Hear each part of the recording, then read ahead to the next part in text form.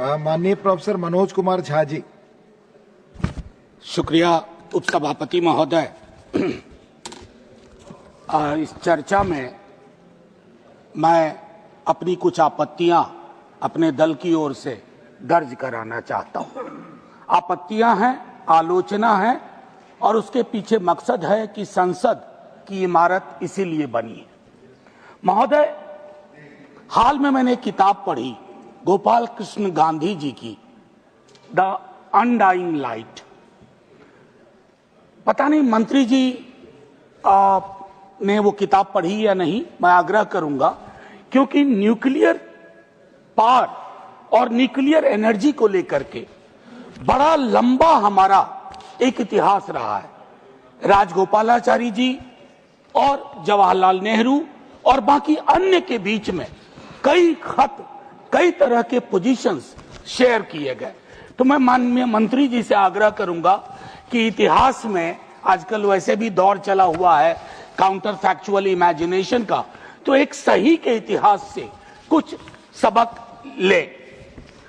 Sir, माननीय उपसभापति महोदय, न जाने क्यों इस बिल को देख करके मुझको लगता है कोई अदृश्य शक्ति है जो शांति, ओम शांति करवा रही है। कोई अदृश्य शक्ति है।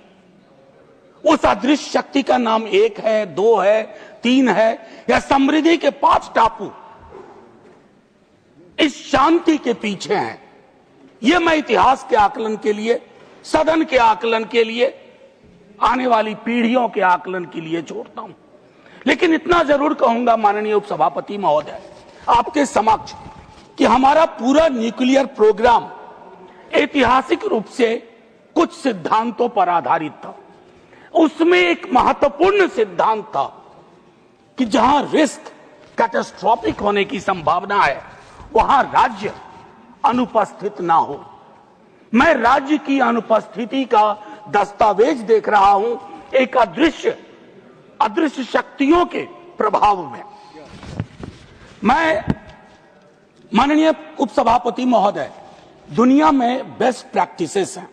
मैं छोटा उदाहरण दूं, चाइना का कंट्रीब्यूशन ग्लोबल न्यूक्लियर आउटपुट में 16% है, फ्रांस का 14% है, रसिया का 8% है। मैं 3 ले रहा हूं और इन तीनों में स्टेट ओनरशिप की प्रबलता है, प्रमुखता है। उसी के इर्द गिर्द ये पूरा प्रोग्राम है। हां, इसमें एकमात्र अपवाद है यूनाइटेड स्टेट्स ऑफ अमेरिका, जहां 80% निजी हाथ